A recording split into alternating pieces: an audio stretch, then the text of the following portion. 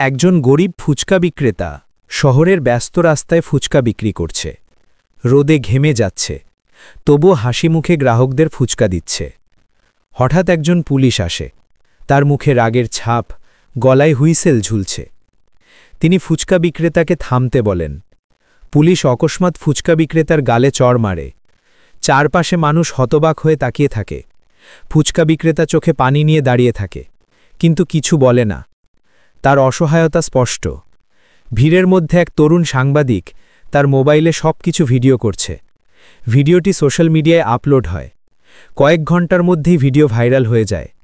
মানুষ রাস্তায় আলোচনা শুরু করে। অনেকেই পুলিশের বিরুদ্ধে ক্ষোভ প্রকাশ করে। সোশ্যাল মিডিয়ায় #justice for fuchka seller trend শুরু হয়। পুলিশ সদর দপ্তরে খবর পৌঁছায়। কর্মকর্তারা চিন্তিত হয়ে পড়ে। অভিযুক্ত পুলিশ অফিসার আতঙ্কিত হয়ে যায়। সে ভাবে তার ক্যারিয়ার শেষ হয়ে যাবে। শহরের বিভিন্ন জায়গায় মিছিল শুরু হয়। মানুষ প্ল্যাকার্ড হাতে ন্যায়ের দাবি তোলে। ফুচকা বিক্রেতা নীরবে বাড়িতে বসে কাঁদছেন। তার পরিবার চিন্তায় ভেঙে পড়েছে। সাংবাদিক তার অফিসে বসে ভিডিওর প্রভাব নিয়ে ভাবছে। তার চোখে দৃঢ়তা। টেলিভিশনের খবরেও ঘটনাটি দেখানো হয়। দেশ জুড়ে আলোড়ন ছড়িয়ে পড়ে। অভিযুক্ত পুলিশকে সাময়িক বরখাস্ত করা হয়, কিন্তু সে মনে মনে প্রতিশোধ নিতে চায়। সোশ্যাল মিডিয়ায় নতুন কণ্ঠ ওঠে, ফুচকা বিক্রেতার পাশে দাঁড়াতে হবে। অনেকে অর্থ সাহায্য করতে শুরু করে। ফুচকা বিক্রেতার ছোট ছেলে বাবাকে জড়িয়ে ধরে বলে, তুমি কাঁদবে না বাবা। একজন মানবাধিকার কর্মী ফুচকা বিক্রেতার পাশে দাঁড়ান এবং তাকে আইনি সহায়তার আশ্বাস দেন। টান টান উত্তেজনা শহরে ছড়িয়ে পড়ে। মানুষ পুলিশের ভবিষ্যৎ বিচার নিয়ে অপেক্ষায় থাকে। ফুচকা বিক্রেতা মনের ভিতর সাহস খুঁজে পান। তিনি সিদ্ধান্ত নেন ন্যায় বিচারের জন্য লড়বেন। ফুচকা বিক্রেতার পক্ষে আইনি মামলা করার ঘোষণা দেওয়া হয়। মানুষ করতালি দিয়ে সমর্থন জানায়।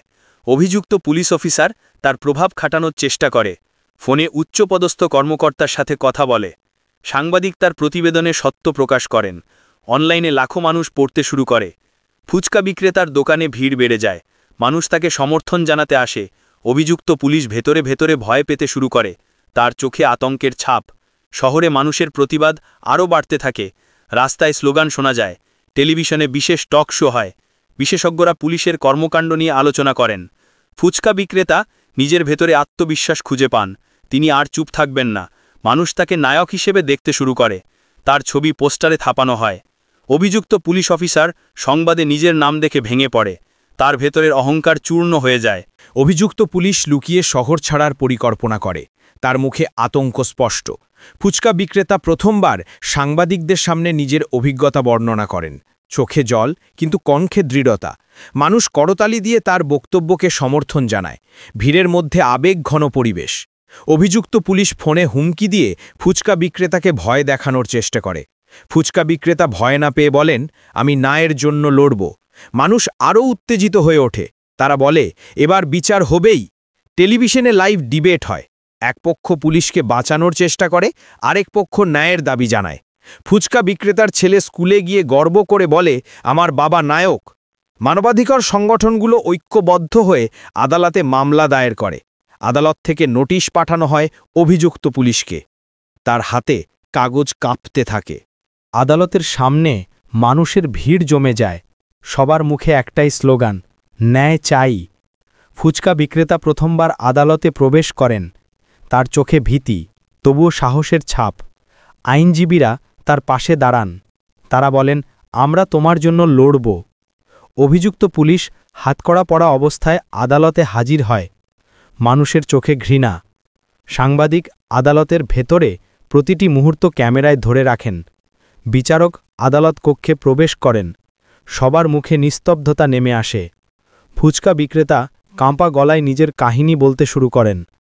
মানুষ আদালতের ভেতরেও বাইরে কান্নায় ভেঙে পড়ে। আবেগঘন পরিবেশ। অভিযুক্ত পুলিশ তার আসনে মাথা নিচু করে বসে থাকে। তার চোখে অনুশোচনা ফুটে ওঠে। বিচারক বলেন, ন্যায় বিচার হবে।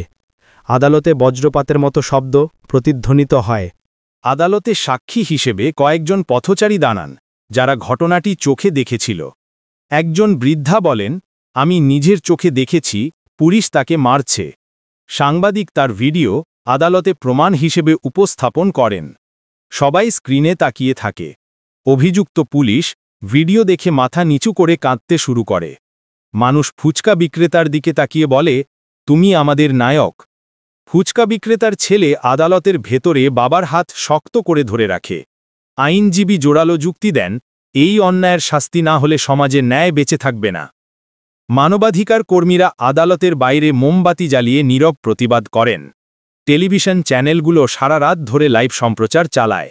ফুচকা বিক্রেতা রাতে ঘরে বসে আকাশের দিকে তাকিয়ে প্রার্থনা করেন। পরের দিন আদালত আবার বসে। মানুষের ভিড় দ্বিগুণ হয়ে যায়।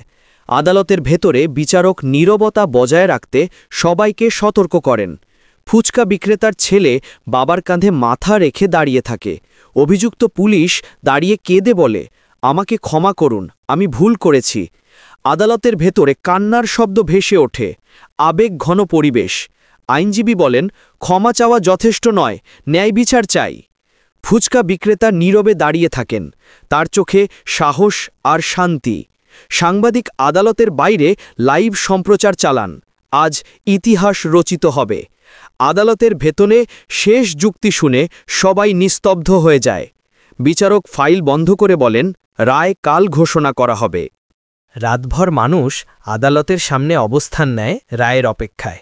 ফুচকা বিক্রেতা ছোট্ট ঘরে পরিবারের সাথে বসে প্রার্থনা করেন। সাংবাদিক লাইভ সম্প্রচারে বলেন, দেশের চোখ এখন আদালতের দিকে।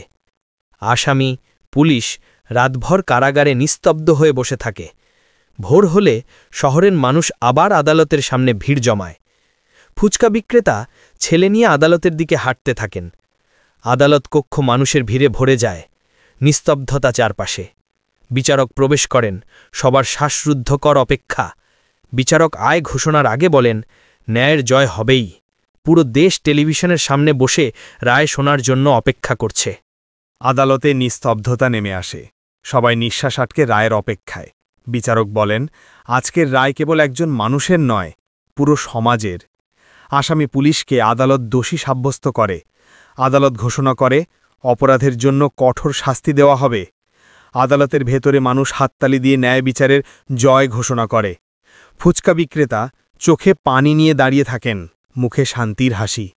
তার ছেলে বাবার বুকে ঝাঁপিয়ে পড়ে, বাবা, তুমি জয়ী হয়েছ। সাংবাদিক লাইভ সম্প্রচারে বলেন, আজ ন্যায় বিচারের নতুন ইতিহাস রচিত হল। আদালতের বাইরে মানুষ ঢোল বাজিয়ে আনন্দ উৎসব শুরু করে। ফুচকা বিক্রেতা আদালতের সিঁড়িতে দাঁড়িয়ে আকাশের দিকে তাকিয়ে বলেন, আল্লাহ ন্যায় করেছেন। আদালতের রায় শুনে পুরো শহরে উৎসব শুরু হয়। ফুচকা বিক্রেতার দোকানের সামনে মানুষের ভিড় জমে যায়। মানুষ তাকে মুকুট পরিয়ে দেয়, তুমি আমাদের নায়ক। সাংবাদিক তার চারপাশে ভিড় করেন। সবাই তার বক্তব্য নিতে চায়। ফুচকা বিক্রেতা বলেন, এই জয় আমার নয়, সবার। তার ছেলে খুশিতে লাফিয়ে ওঠে, বাবা হিরো হয়ে গেছে। আদালতের রায় সারা দেশে পাঠ্য বইয়ের অংশ হয়ে যায়। মানুষ বুঝতে শেখে, অন্যায়ের বিরুদ্ধে দাঁড়ালে জয় নিশ্চিত। ফুচকা বিক্রেতা তার পুরনো দোকানে আবার কাজ শুরু করেন, কিন্তু এবার মানুষের ভালোবাসা নিয়ে। সূর্যাস্তের সময় ফুচকা বিক্রেতা আকাশের দিকে তাকিয়ে বলেন, ন্যায়ের জয় চিরকাল থাকবে।